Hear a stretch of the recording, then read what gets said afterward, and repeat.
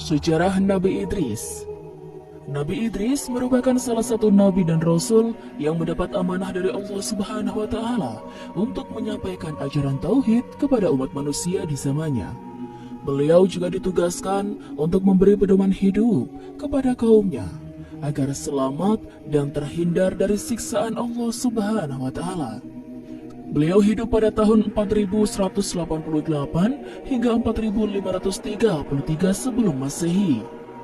Beliau merupakan keturunan Nabi Adam yang memiliki silsilah sebagai berikut. Idris bin Yarid bin Mahlail bin Kainan bin Anusi bin Syeds bin Adam. Beliau ini merupakan nabi yang pandai dalam segala bidang. Beliau juga rajin mempelajari berbagai mushaf peninggalan Nabi Adam. Selain itu, Nabi Idris juga diberi ilmu untuk membuat beragam alat yang bermanfaat untuk menunjang kehidupan manusia. Allah Subhanahu wa taala memberikan gelar kepada Nabi Idris Asadul Usud yang memiliki makna singa. Singa menggambarkan sifat beliau yang selalu teguh dan tidak putus asa dalam melaksanakan tugas-tugasnya. Beliau pun tentunya memiliki keberanian untuk menghadapi orang-orang kafir pada zamannya. Pada zamannya, banyak dijumpai manusia yang tidak mengingat Allah atau lalai akan perintah Allah. Akibatnya, Allah Subhanahu wa taala memberikan hukuman kepada kaum Nabi Idris dalam bentuk musim kemarau yang berlangsung sangat panjang. Melihat kondisi yang demikian, maka beliau pun berdoa kepada Allah Subhanahu wa taala agar hukuman yang diberikan kepada kaumnya dihentikan. Doa beliau dikabulkan oleh Allah Subhanahu wa taala. Hal ini ditandai dengan musim kemarau berhenti dan hujan turun ke bumi. Pada zaman Nabi Idris, ilmu pengetahuan sudah berkembang cukup pesat. Hal ini ditandai dengan semakin banyaknya pembangunan kota. Saat itu ada 188 kota yang telah didesain menjadi mewah. Ilmu yang dimiliki Nabi Idris diperoleh dari Nabi Syed bin Adam. Beliau diangkat menjadi seorang nabi saat beliau beranjak dewasa. Semenjak beliau diangkat menjadi seorang nabi, maka beliau mengajak kaumnya untuk taat kepada Allah dan melarang orang-orang pada zaman tersebut agar tidak membuat kerusakan atau perbuatan yang menentang terhadap syariat Nabi Adam dan Nabi Syed. Tidak semua orang dapat menerima ajakan dari Nabi Idris alaihissalam. Bahkan banyak yang menentangnya. Dengan kondisi yang seperti itu, akhirnya beliau berhijrah menuju ke Mesir. Tujuannya adalah beliau ingin berpindah ke daerah yang penduduknya banyak. Selain itu, beliau juga mencari daerah yang mana orang-orang tersebut mau menerima seruannya untuk taat kepada Allah Subhanahu wa taala. Meskipun pada mulanya banyak orang yang menentang ajakan Nabi Idris dan banyak pula yang tidak mau diajak berhijrah meninggalkan daerahnya. Namun hal ini tidak menyurutkan semangat beliau untuk berhijrah. Beliau tak henti-hentinya mencoba untuk meyakinkan pengikutnya. Usaha beliau untuk meyakinkan pengikutnya pun berbuah manis. Kini usahanya tidak sia-sia. Akhirnya pengikutnya bersedia untuk diajak berhijrah. Pada akhirnya, beliau dan para pengikutnya berhijrah menuju ke Mesir. Beliau juga mengungkapkan bahwa apabila berhijrah karena Allah, maka Allah akan memberikan rezeki dimanapun kita berada, yaitu daerah baru yang akan dijadikan sebagai tempat tinggal. Nabi Idris dan pengikutnya menemukan sebuah sungai yang sekarang terkenal dengan sebutan Sungai Nil. Mereka berhenti sejenak dan beliau tak henti-hentinya mengucapkan tasbih untuk memuji Allah Subhanahu wa taala. Itulah awal dari perjalanan dakwah beliau di Mesir untuk mengajak manusia untuk menuju ke jalan Allah dan taat kepadanya. Di dalam dakwah, beliau juga mengajarkan tentang tauhid dan tata cara beribadah untuk menyembah Allah. Beliau juga membekali pedoman hidup yang diberikan kepada pengikutnya. Tujuannya adalah agar selamat dunia akhirat dan terbebas dari siksa api neraka. Selain itu, beliau juga meninggalkan pesan-pesan dan kata-kata mutiara yang sebagian besar isinya mengandung ajakan untuk berbuat kebaikan dan taat kepada Allah Subhanahu wa taala. Nabi Idris juga ternyata membuat beberapa pesan yang berisi nasihat. Pesan yang disampaikan menggambarkan tentang bagaimana kita harus bersikap dalam menjalani hidup. Pesan tersebut antara lain adalah sebagai berikut. Seseorang yang memiliki sifat sabar dan disertai dengan iman kepada Allah, maka akan memperoleh kemenangan. Ciri-ciri orang yang bahagia adalah orang-orang yang waspada dan senantiasa berharap mendapatkan syafaat dari Allah dengan amal-amal soleh yang dikerjakan semasa hidupnya. Apabila Anda akan berdoa dan memohon kepada Allah, maka Anda dianjurkan untuk mengikhlaskan niat. Anda dianjurkan untuk tidak mengikrarkan sumpah dalam kondisi berdusta. Selain itu, Anda juga dilarang untuk menutup sumpah orang yang berdusta. Tujuannya adalah agar Anda tidak bersekutu dengan mereka dalam dosa. Anda dianjurkan untuk taat kepada Allah, serta diminta untuk memperbanyak menggunakan mulut untuk bersyukur dan memuji Allah Subhanahu wa taala. Hindari sifat iri hati kepada orang-orang yang lebih baik nasibnya. Hal ini dikarenakan orang-orang tersebut tidak akan lama dalam menikmati nasib baiknya. Orang yang melampaui kesederhanaan, maka orang tersebut tidak akan mendapatkan rasa puas. Salah satu wujud syukur terhadap Allah atas nikmat yang telah diberikan adalah dengan membagikan nikmat tersebut. Nabi Idris diberi mukjizat oleh Allah Subhanahu wa taala dalam bentuk kepandaian dalam berbagai bidang. Adapun beberapa kelebihan yang Allah berikan, yaitu Nabi Idris adalah manusia yang pertama kali pintar membaca dan menulis.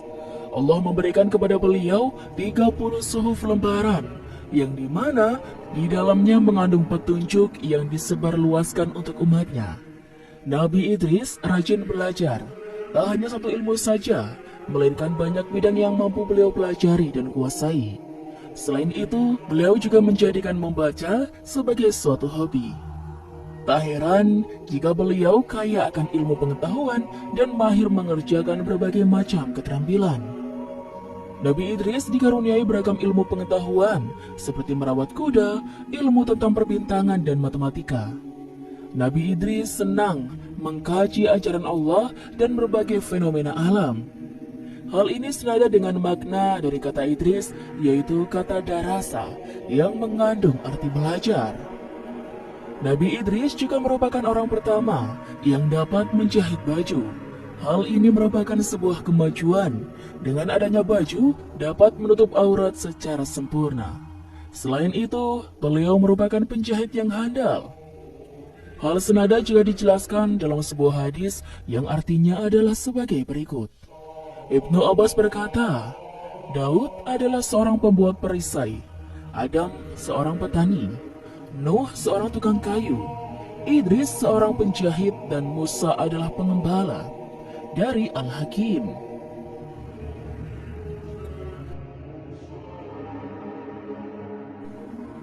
Nabi Idris bermukim di sebuah negara yang di dalamnya terdapat seorang raja yang kejam. Raja tersebut menganggap dirinya sebagai Tuhan, sehingga semua rakyatnya diminta untuk patuh terhadap perintahnya dan menyembahnya. Kehadiran beliau memiliki tugas untuk menyebarkan ajaran tauhid yang mengesahkan Allah seperti yang terdapat pada surat Al-Ikhlas yang artinya, katakanlah Muhammad, dialah Allah yang Maha Esa, Allah tempat meminta segala sesuatu. Allah tidak beranak dan tidak pula diperanakan, dan tidak ada sesuatu yang setara dengan Dia. Karena kekejaman raja dan sikapnya yang sewenang-wenang, akhirnya Nabi Idris diutus oleh Allah untuk menemui sang raja dan menyampaikan ajaran dari Allah. Namun, beliau malah diusir dan diancam akan dibunuh jika ia tidak segera pergi. Usai ia pergi, istri raja pun meminta izin untuk mengirim Al-Qucu dan membunuhnya. Raja pun menyetujui rencana istrinya. Ia dan pengikutnya bersembunyi di gua. Nabi Idris selalu berdoa kepada Allah untuk tidak menurunkan hujan. Lalu beliau menyarankan pengikutnya pergi ke negara Tenggara, karena di negara itu mengalami kekeringan yang amat dahsyat. Allah pun mengabulkan doa Nabi Idris. Allah menghancurkan negeri tersebut sehingga menjadi negeri yang miskin. Lalu, rakyat di negeri tersebut berniat mencari Nabi Idris agar beliau mau memaafkan dan bersedia membantu berdoa agar di negeri tersebut hujan. Cerita Nabi Idris bersama malaikat Israel. Salah satu kebiasaan yang sering dilakukan oleh Nabi Idris dan malaikat adalah menjalankan ibadah bersama-sama. Suatu hari, ia meminta kepada malaikat Israel untuk membawanya melihat surga dan neraka. Pertanyaan tersebut dianggap aneh oleh malaikat Israel. Akhirnya, atas izin Allah Subhanahu wa Ta'ala, malaikat Israel mengantarnya untuk melihat baik surga maupun neraka. Di sepanjang perjalanan, malaikat Israel bertanya, alasan mengapa Nabi Idris ingin sekali melihat neraka yang ditakuti oleh makhluk ciptaan Allah, termasuk salah satunya adalah malaikat. Mendengar pertanyaan dari malaikat, maka Nabi Idris berkata bahwa sebenarnya beliau pun juga takut dengan azab Allah. Beliau berharap dengan melihat malaikat dapat meningkatkan keimanan beliau kepada Allah Subhanahu wa Ta'ala. Saat Nabi Idris dan malaikat Israel berada di dekat pintu neraka, maka beliau tak sadarkan diri. Hal ini dikarenakan sosok malaikat yang menjaga neraka menakutkan. Hal ini dikarenakan malaikat penjaga neraka bertugas untuk menyiksa hamba Allah Subhanahu wa Ta'ala yang semasa hidupnya durhaka kepada Allah. Pemandangan di neraka sangat mengerikan. Nabi Idris tidak kuat melihat berbagai siksaan. Api yang menyala dengan dahsyatnya, terdengar pula suara yang gemuruh, dan masih banyak lagi. Lalu, Nabi Idris dan malaikat Israel pergi ke surga. Orang yang pertama kali dijumpai adalah malaikat Ridwan yang bertugas menjaga surga. Nabi Idris pun pingsan melihat surga yang indah dan mempesona. Beliau disambut oleh ketampanan malaikat Ridwan dengan wajah berseri-seri dan memberikan senyuman yang nampak enak dipandang mata. Selain itu, beliau pun disambut dengan sopan, ramah, dan lemah lembut. Saking kagumnya dengan isi surga, maka beliau tak henti-hentinya mengucapkan kata-kata subhanallah untuk memuji kebesaran Allah Subhanahu wa Ta'ala sembari melihat keindahan sungai-sungai yang mengalir, istana, pepohonan, berbagai macam buah-buahan, dan lain-lain.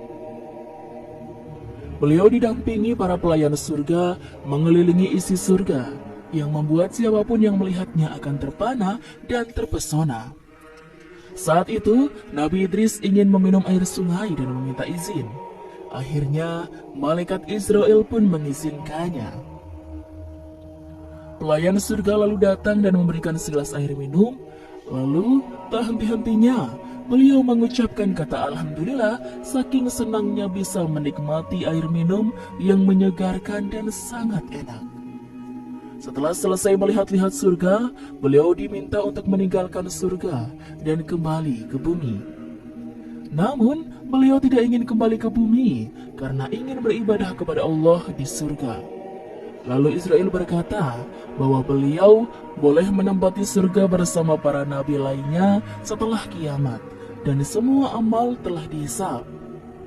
Adanya kejadian tersebut, Allah Subhanahu wa Ta'ala memberikan tempat yang mulia di langit. Peristiwa tersebut terjadi pada Nabi Idris saat usianya 82 tahun.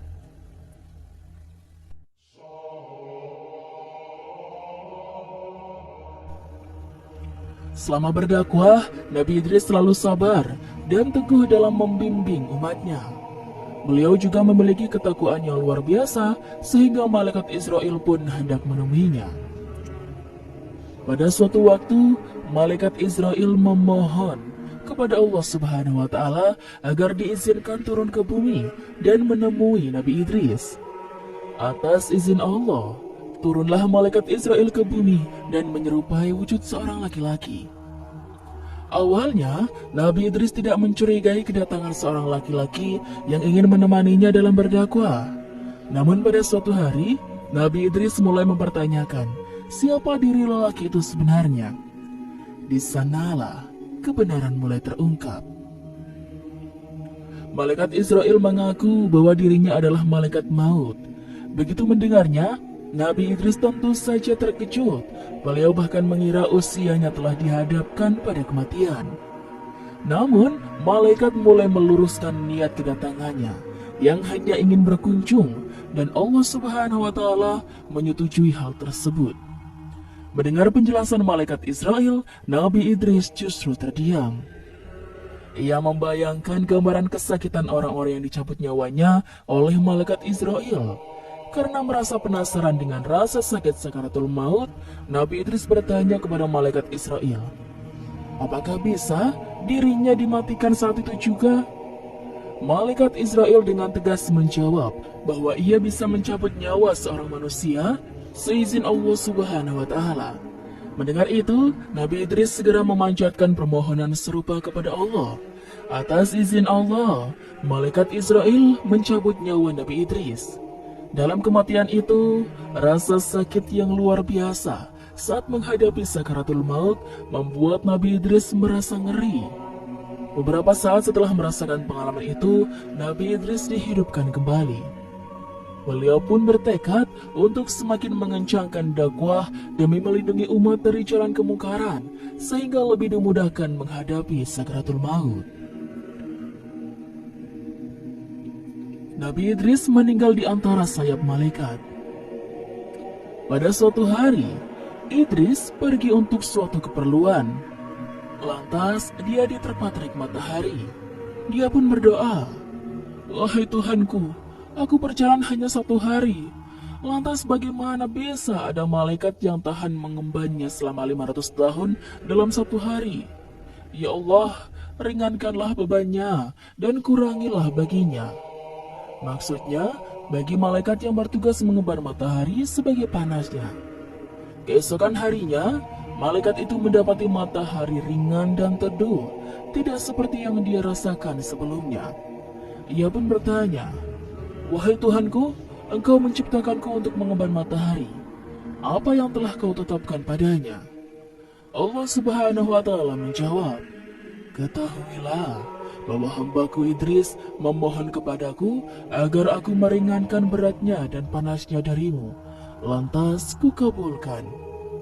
Malaikat itu pun berdoa, ya Allah, ampunilah aku dan Idris, serta jadikanlah antara aku dan Idris suatu persahabatan. Idris serta jadikanlah aku dan Idris suatu persahabatan karib.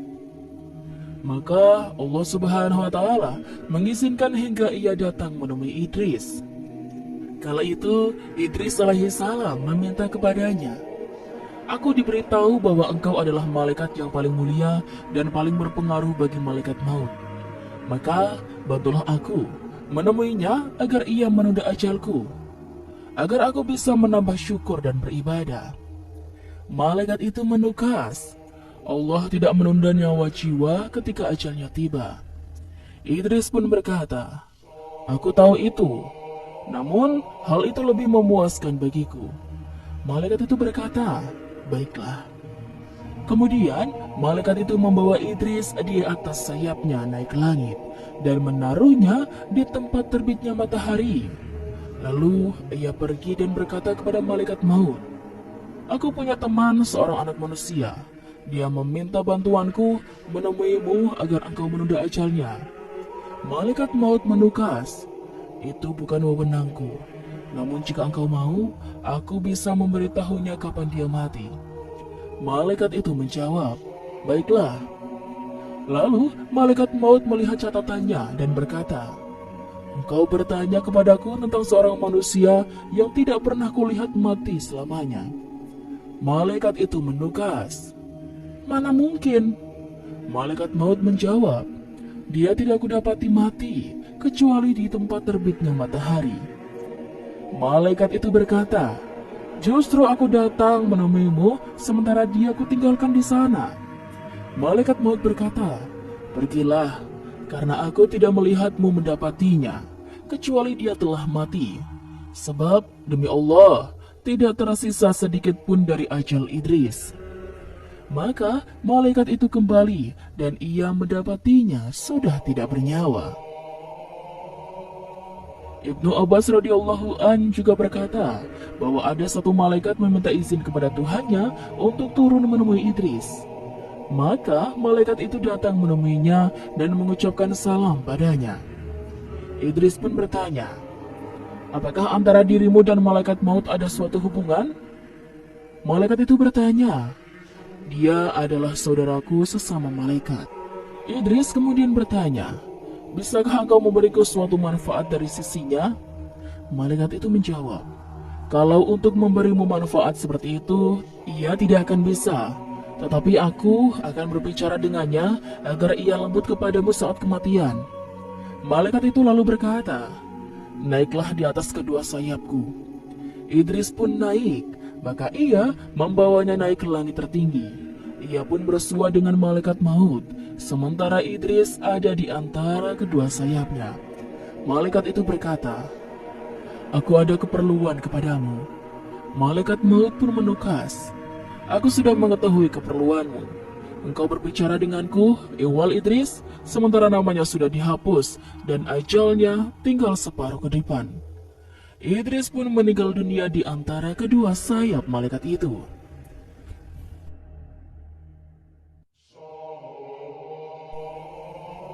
Cerita tentang Nabi Idris dapat Anda pelajari karena tercantum di dalam Al-Quran surat Maryam dan Al-Anbiya.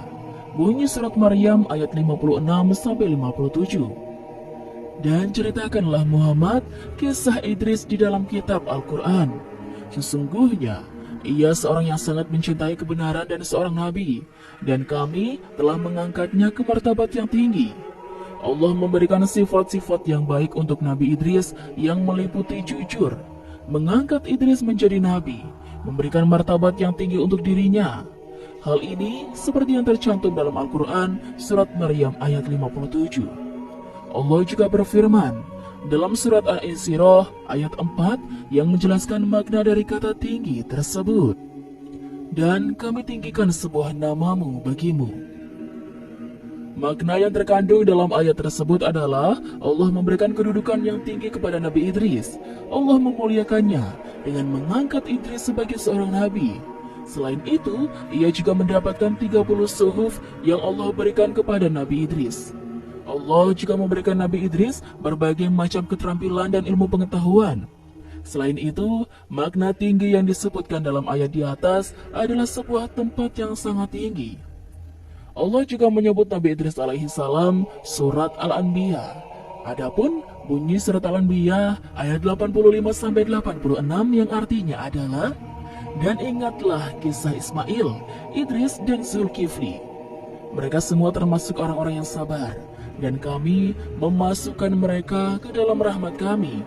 Sungguh mereka termasuk orang-orang yang soleh." Di dalam hadis disebutkan bahwa Nabi Idris adalah satu-satunya nabi yang bertemu dan berbicara dengan Nabi Muhammad saat beliau melakukan Mi'raj. Berikut ini adalah arti dari hadis tersebut. "Gerbang telah terbuka, dan ketika aku pergi ke surga keempat, di sana aku melihat Idris. Jibril berkata kepadaku, 'Ini adalah Idris, berilah dia salammu.' Maka aku mengucapkan salam kepadanya, dan ia mengucapkan salam kepadaku dan berkata, 'Selamat datang saudaraku yang alim dan nabi yang soleh.'" Hadis riwayat Sahih Bukhari. Kisah Nabi Idris dapat menjadi teladan dan contoh bagi kita dalam menjalani kehidupan di bumi ini. Hal ini dikarenakan Nabi Idris merupakan nabi yang dikaruniai kepandaian dalam segala bidang, baik membaca, menulis, berbagai keterampilan seperti menjahit dan lain-lain. Dengan demikian, kita bisa memetik hikmah yang dapat kita pelajari dari kisah Nabi Idris. Wallahu a'lam. Wassalamualaikum warahmatullahi wabarakatuh.